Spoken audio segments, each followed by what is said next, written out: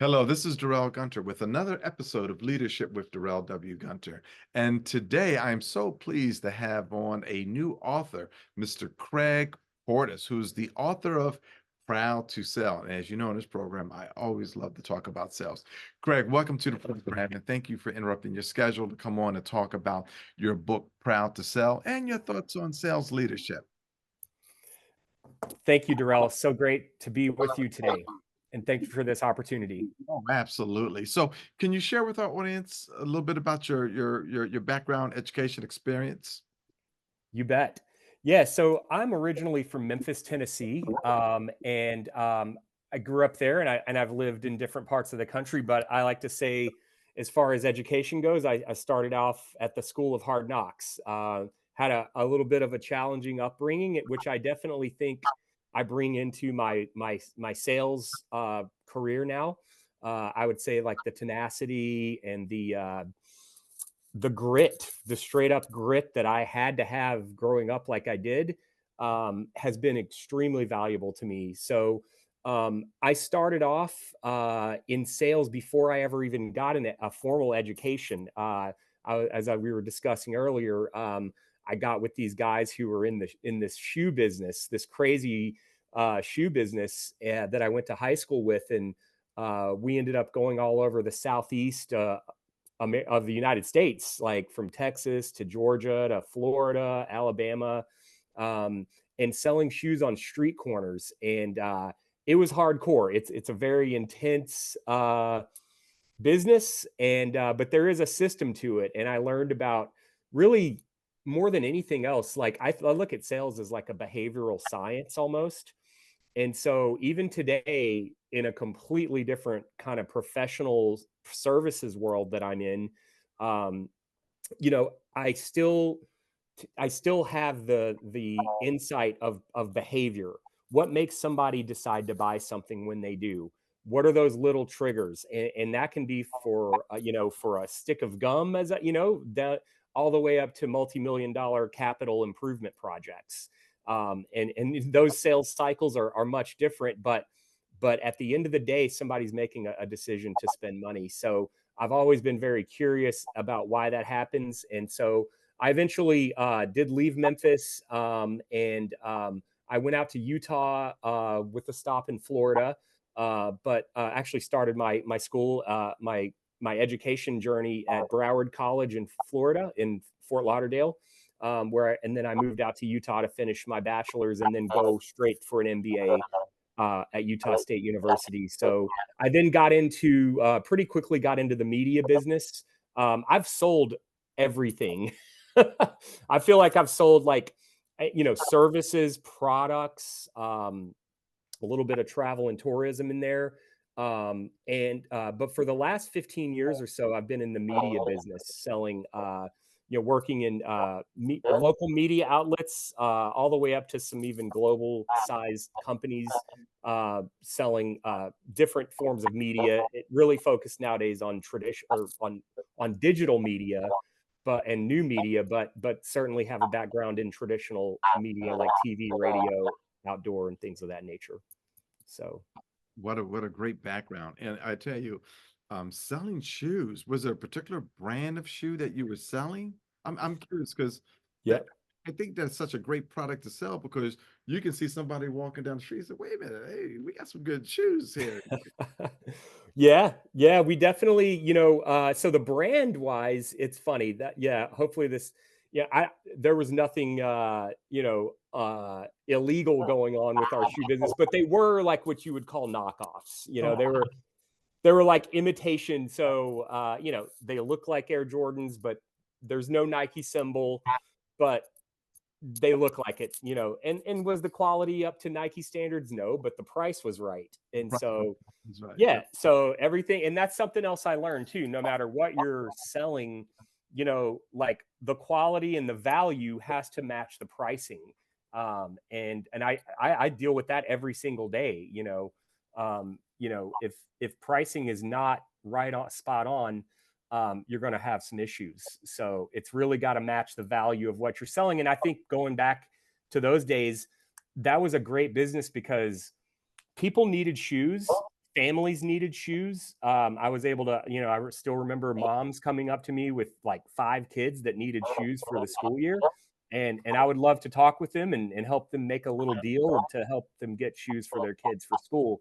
And that made me feel good. But and they were good looking shoes, but they just weren't Nike Air Jordans. So Sure. Sure. So let's talk about your book, Proud to Sell. What prompted sure, you to to write this book, and the title, the significance of the title? If you you could bet. share with us your thoughts about that as well. Yeah, I chose that title with a lot of intention and decided to pursue writing this with a lot of intention. And really what it all came down to was the negative stigma Mm, associated with sales.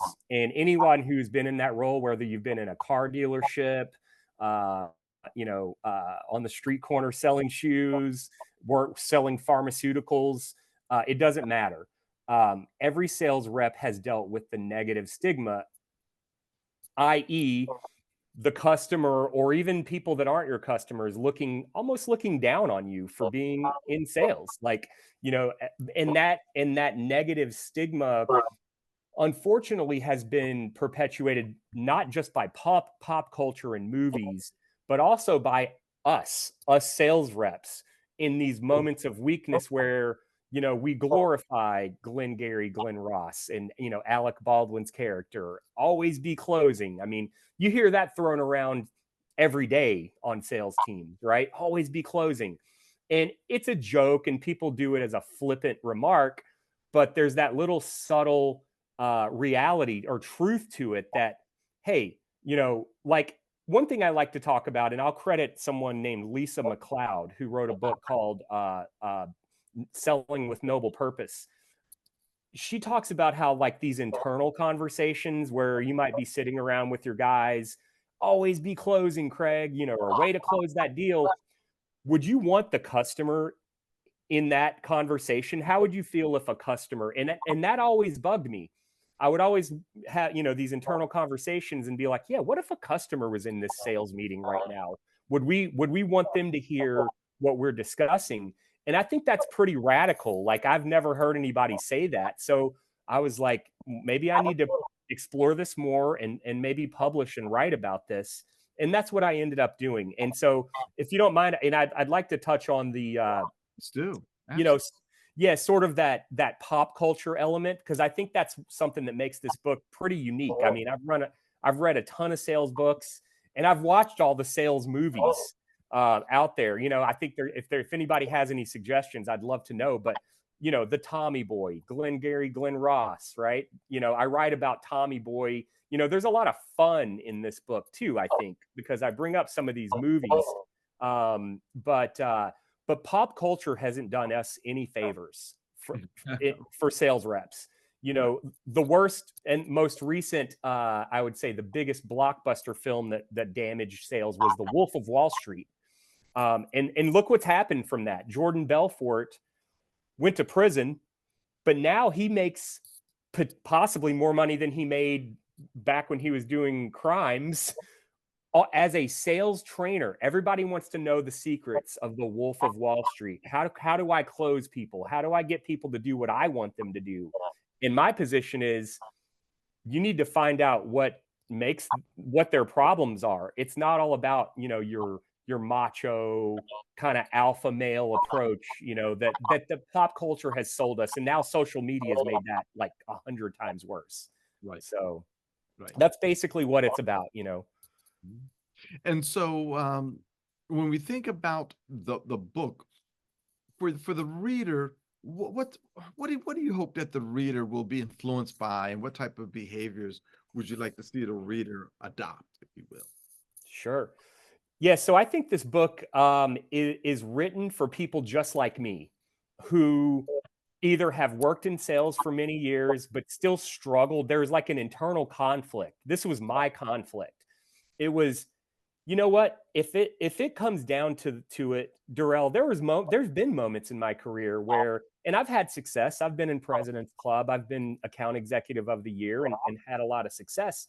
But there's also been times where I've been like, if to truly be successful and reach the highest levels of success in sales, do I really need to abandon ethics and go, full in on the aggressive?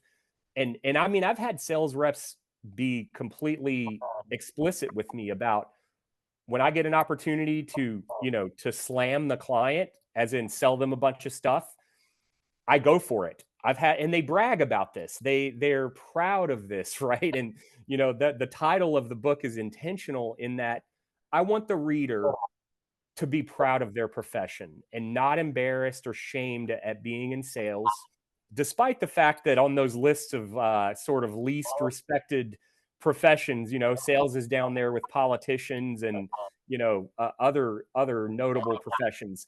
But you can be proud to sell, and that's what I want to give the reader is confidence. And I do include a couple of exercises in there.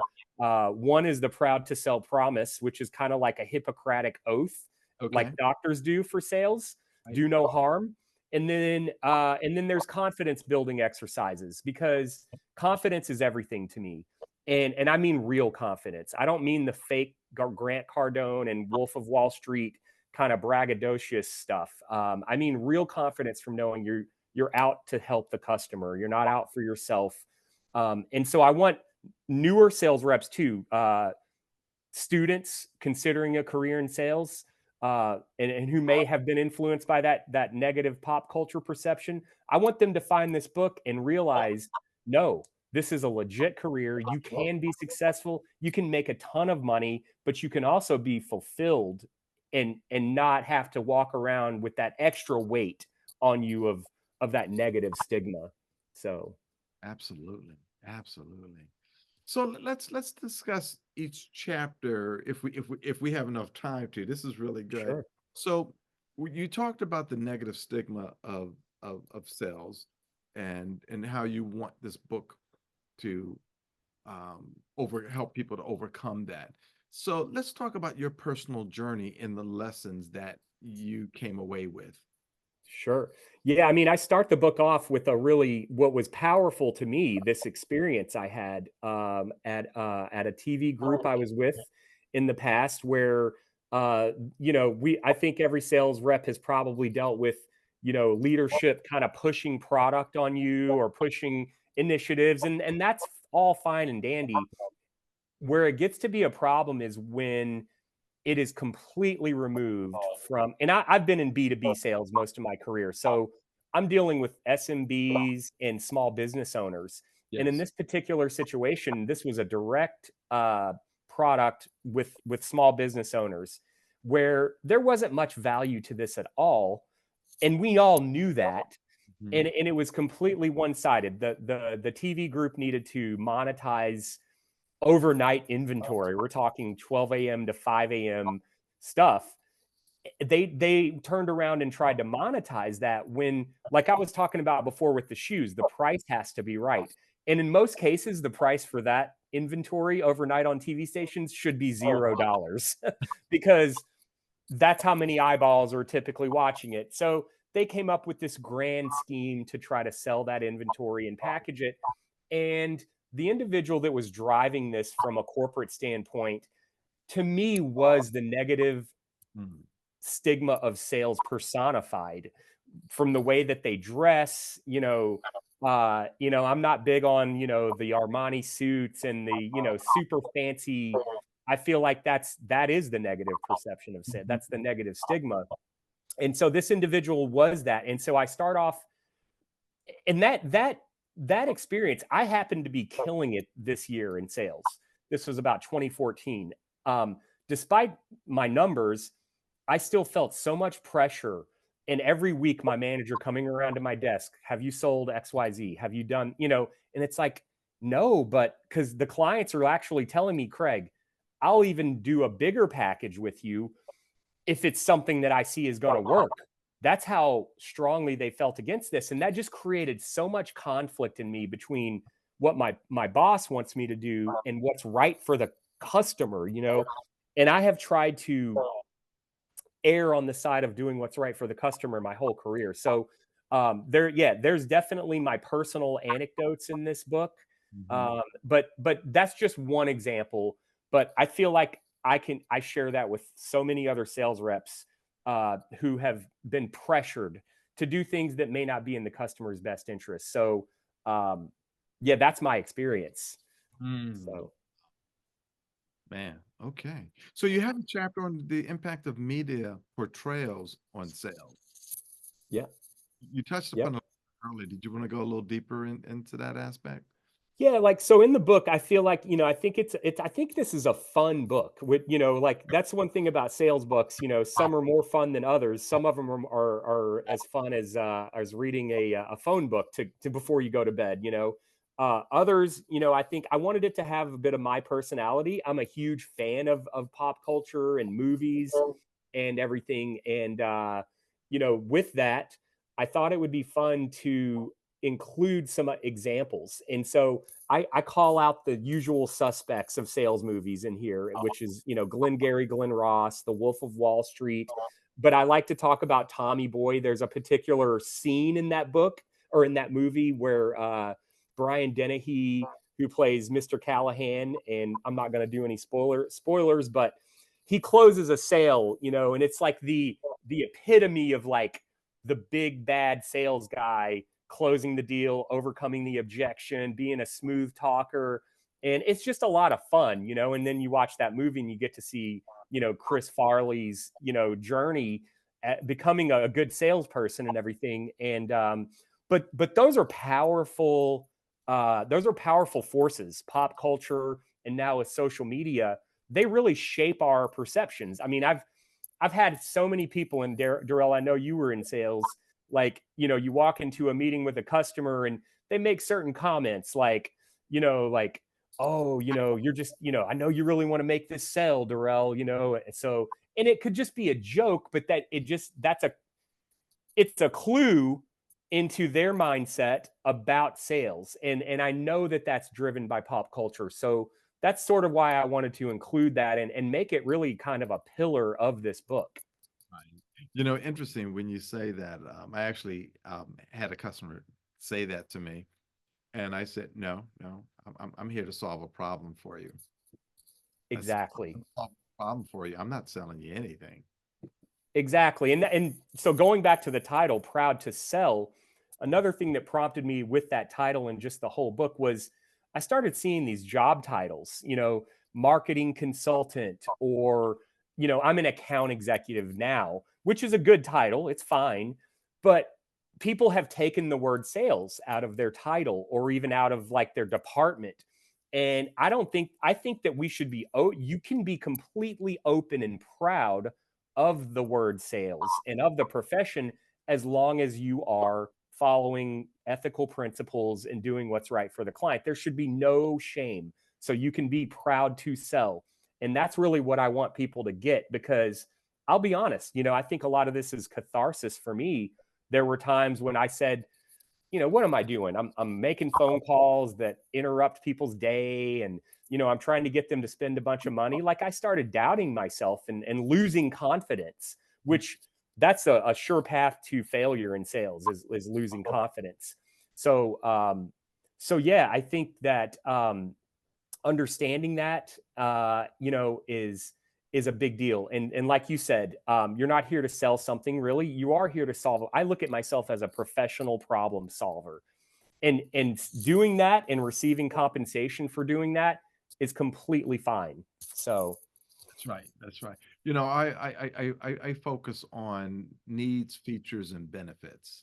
yeah, If I can meet that three criteria, then I've done my job. yeah, It's fascinating because I teach at Seton Hall. I've been teaching professional sales since 2009 at Seton Hall on the graduate and undergraduate level, and I have found that the students who have come through or the course, and then of course it was with my former colleague, unfortunately John Hoffman, who mhm, passed away, but we had people from finance, manufacturing take the course, and they'll go, "Wow, this is the best course," because not only did they learn how to properly sell, but how to conduct themselves in a meeting, how to present, how to ask and answer questions, how to handle objections, how to read and understand the person, because we study social styles, you know. So it's I love it. Yeah, it's not rocket science, but there's a certain level of fundamentals that if you follow, you will have a very smooth path for that.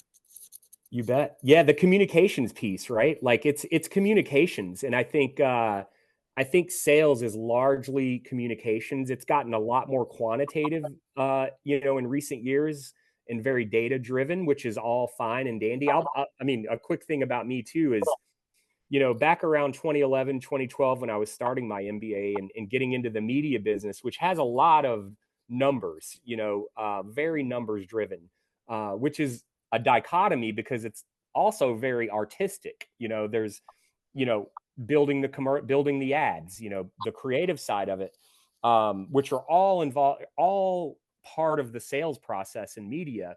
But one thing I did was I kind of went all in on numbers and data, and I thought that was going to differentiate me. And I have to look back on that and think that it was a little bit of a mistake, that I might have been more successful earlier had I focused more on the communications and the creative side of things, the emotional side.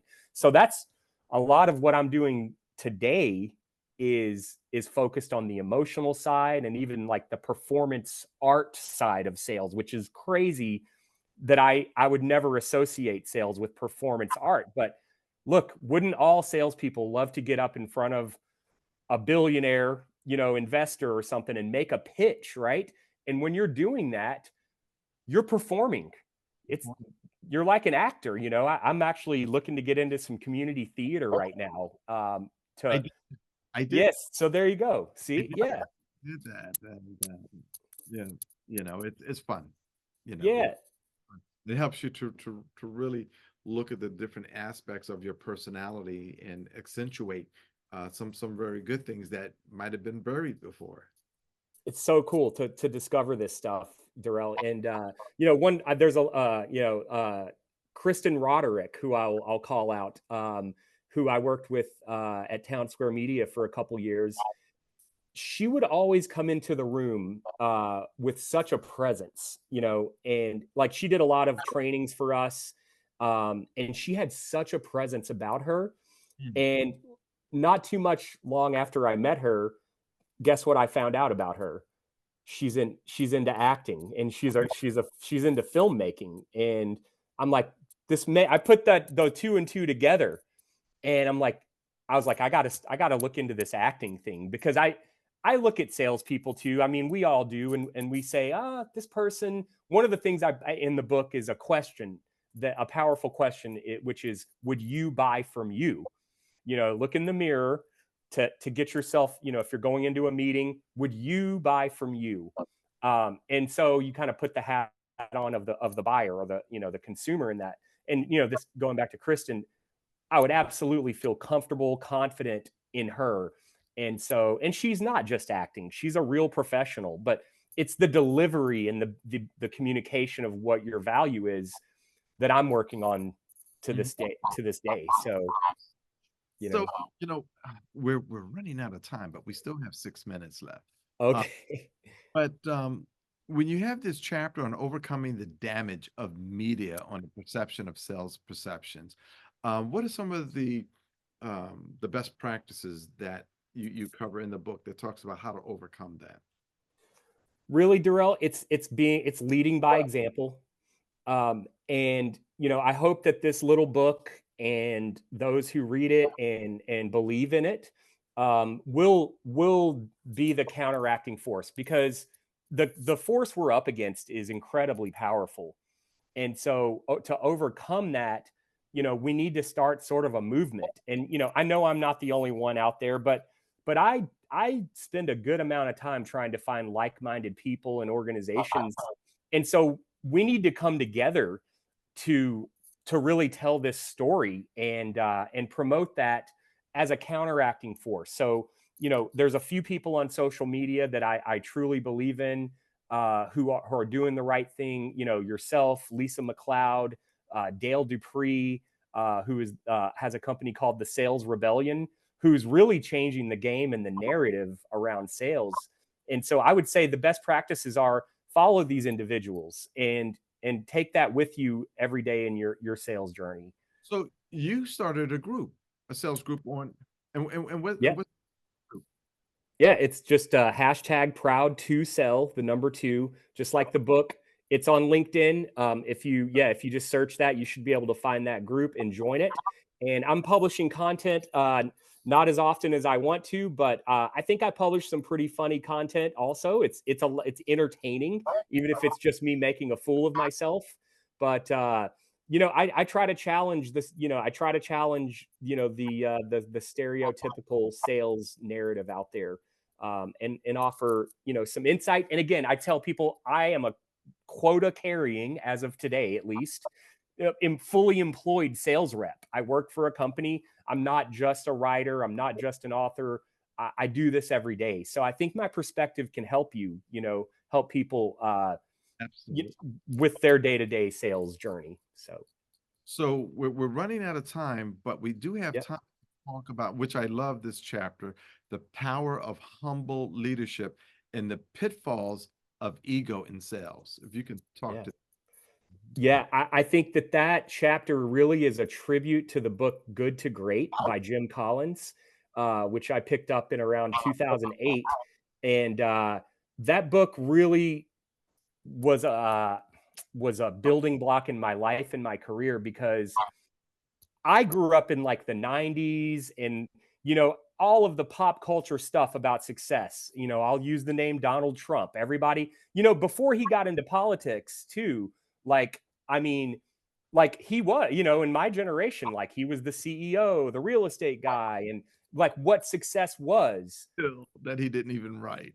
Yeah, right, right. Like, so we'll get off of him, but that is an important factor. And th- what that book taught me was, no, guys like Darwin Smith of Kimberly Clark, who you've never heard of, all these CEOs you've never heard of, running companies that sound boring, like Kimberly Clark, you know, blue chip companies who killed it. They statistically, empirically verified their stock market performance based on these factors. One thing was, there's the charismatic CEO, and then there's what he calls the level 5 leader, which is that humble leader, who's understated, but he's also like has such a strong will to win.